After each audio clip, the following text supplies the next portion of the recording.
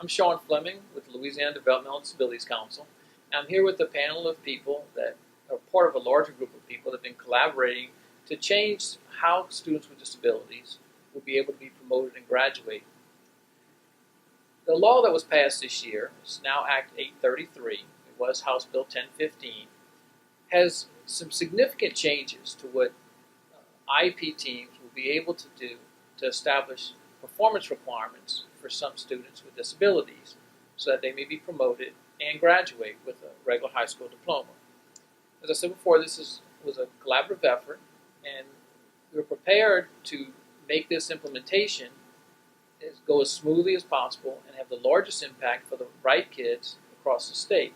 The law goes into effect August 1st, so school systems and parents have been working together to put together documents, and this training is one of the series. This was just an introduction to explain some basic concepts to you. So again, I'm Shawn Fleming with Louisiana Developmental Disabilities Council. I'm Bridget Bergeron. I'm the Special Ed Supervisor in St. Martin Parish School System. I'm Liz Gary. I'm a parent from St. Tammany Parish, and I'm also the coordinator for a program called Partners in Policymaking. I am Ashley McRenolds, a parent from Baton Rouge, and I am also the Region 2 LaTeach leader. And I'm Dr. Charlie Michel. I'm the Supervisor of Special Education in Rouge Parish Public Schools, and I'm also the parent of 2 adult children with disabilities. So Ashley, could you tell us a little bit about what Act 833 is designed to do? So for certain students with disabilities, IEP teams will have the option of determining alternative pathways for promotion and graduation. IEP goals can be considered among the requirements for grade promotion and earning credits towards graduation. So Bridget, why don't you explain a little bit about which students will be eligible for this alternative pathway? So if last year a student did not meet the state-established proficiency benchmarks on LEAP or did not meet the district promotion requirements, they are eligible for consideration of an alternative pathway for promotion this year. Could you give us an example of not meeting the standards? Well, if last year the student did not meet basic, which is the proficiency or above, then they would be considered for this criteria. Okay. And to be eligible for an alternative pathway for graduation, a student would have to have not met the state-established benchmark for LEAP or the EOC test for 2 out of the last 3 years, or did not meet an EOC test requirement after 2 administrations. So for instance, that could mean the spring or summer administrations of the EOC test. So for a child going into high school, or maybe for a 9th grader, they would have not passed or not met state-established benchmarks in, say, either 6th or 7th grade, or 6th and 8th grade, or 7th and 8th grade, and then they would be considered eligible. That's correct, Shawn. So we have to remember that not all students will be eligible for this alternative pathway. Those students who are currently meeting proficiency standards will not need to be considered for this pathway. We always want to look at the needs of the students, but not all of them will need this pathway. Charlie, we'll have a lot of changes coming about. Could you explain to us what those changes will be? As we've discussed, there are many, many changes as a result of Act 833, and it's time that we get ready for those changes, and this presentation is one of the ways that we're doing that. One of the things that we have to do as IEP teams is within 30 days of the student entering high school, the high school course, or entering the grade level, the IEP team must determine the minimum requirements for that student to be considered for the alternate pathway to either promotion or graduation. These alternate requirements will include the LEAP or end of course, the assessments that are required, but will not include only those things. There are many other avenues that we need to look at so that we can determine what these criteria are. Those kinds of things and guidance on that will come in a later presentation. We want to make sure, though, that while we're making the determination, that we don't move away from our current best practices of establishing and maintaining rigorous and attainable goals and objectives for the students. In future years, we're hoping that, in years to come, in the next year to come, we're hoping that we'll have more than the 30 days, upon entry so that we can have time to consider this for more students. And Liz, we've talked about testing as one of the criteria that we'll be considering as an IEP team. Can you talk a little bit more about that? Yes, as a parent of a child with a disability, I'm very interested in making sure that I know where my son stands as far as each grade and each year that he goes into the next level.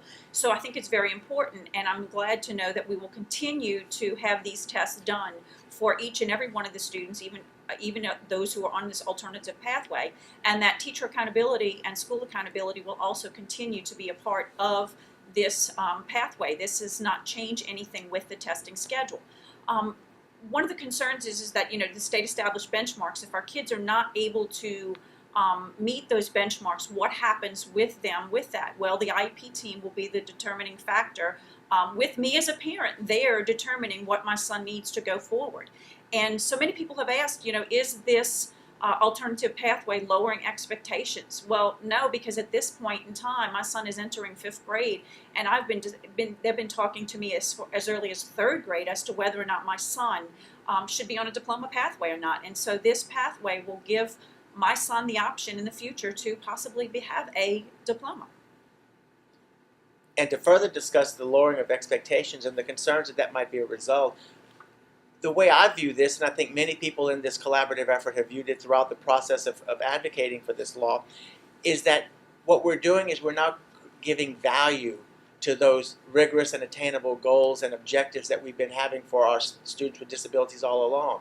Historically, we've had students that have dropped out because there's no point in them continuing, because they know they're not going to get a graduation, a diploma, because they can't pass an EOC, an end of course test, or they can't pass the LEAP. So many of them either physically drop out before high school or they emotionally drop out before high school. What this will do is not only not lower expectations, it will help to motivate those students who are the hardest to let experience the success that so many other students get, because we're going to now, we as a district, we as a state, we as a profession are going to assign a value to the efforts that they're putting forth on those very goals, activities, and objectives that the IEP team is determining appropriate in order to level the playing field for those students based on their disability. All right, and Shawn, talk to us a little bit. We've talked about all this, the changes that we're going through and the law, but what's our focus going to be for the future? Well, we've discussed among a lot of the stakeholders the sort of immediate and long-term things to focus on. So within the first 30 days of school, you special education administrators across the state really have your hands full with things to do, and principals and IEP teams. And the first thing is to look at which kids this would make the biggest impact for.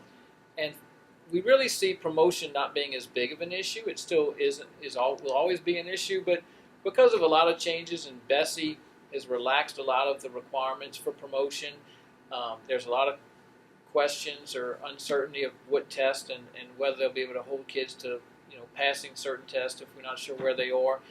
But it's graduating is what seems to be on everybody's mind is the priority. And so for the first 30 days, we're going to encourage people to look at kids who have enough time to earn the Carnegie units to graduate before, you know, they age out at 22. And so you do have some younger students, freshmen and sophomores, that you might want to look at. And then you also some older students. Probably start with those older students who have some Carnegie units and maybe didn't pass all their end of course tests. And so if you can see a way for them to demonstrate a lot of proficiencies in other ways other than those tests, or to demonstrate, you know, their skills, those would be the kids that we're really talking about targeting. And as you said, we're going to have some more detailed discussion on that. 8th grade promotion would probably be the next thing to look at. And that's even kind of going into this school year, is kids going into 8th grade to get into high school. You know, we know that 40% of our dropouts in Louisiana never make it into high school, never make it into the cohort that of graduation rates to be even counted. So going after the first 30 days is really looking at every kid's IEP, if they're eligible, and if they are eligible, determining whether the IEP team thinks that's the best option, is alternative pathway, and if they do, what are the requirements, performance requirements for promotion and graduation to include in that IEP. So, but a lot of things don't change, and that's been a lot of confusion, or it's caused a lot of concern from people. And so I'd like to start and just ask each one of y'all, some big things that doesn't change. And Ashley, why don't we start with you with the rights of parents and how that plays out? Right. All the rights and responsibilities that are related to IDEA will not change. So, for example, if I am in an IEP meeting and I do not agree with what the IEP team has decided with, I have every right to go through resolution, mediation, file a complaint, go through due process. None of that changes. I still have all of the rights that are afforded to me through IDEA. And an IEP is a team decision, so you can either choose to agree or non-agree, and you have the stay put provision as well. Right. And Charlie, what about access to general curriculum and least restrictive environment? Well, one of the things, and we've talked about this at length throughout the process, IDEA is federal legislation, and nothing about it is changed by the passage of this state law. But one of the real critical issues is we need to remember that even though we're coming up with different criteria, minimum standards for the student to be promoted or to graduate, the student still, by federal law, is mandated to have access to the curriculum, to the general curriculum. Not only access to the curriculum, but also where do they get access to that instruction of the curriculum? And that would be taking into consideration the least restrictive environment, or the LRE. Nothing about LRE is going to be different. The student still must be, as based on the IEP team decision, based on evaluation data, and all other data that we have available, still must determine what's the least restrictive environment appropriate for that student to receive instruction. None of that changes as a result of Act 833. And Bridget, would you like to say anything about participation on standardized tests and that requirement?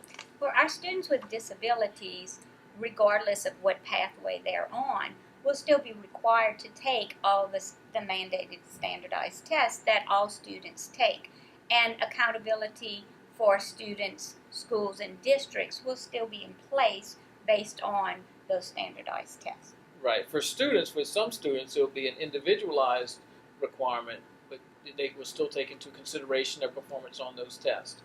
And that falls into line with with the federal laws, the Elementary and Secondary Education Act requirements for participating in tests and measuring schools and teachers, etc., and how this meshes IDEA, the Individuals with Disabilities Education Act, and individualizing the considerations for how those scores are on that test, other performance requirements, dictate where a student's program will go in the future, that is, to access to next grade levels, etc.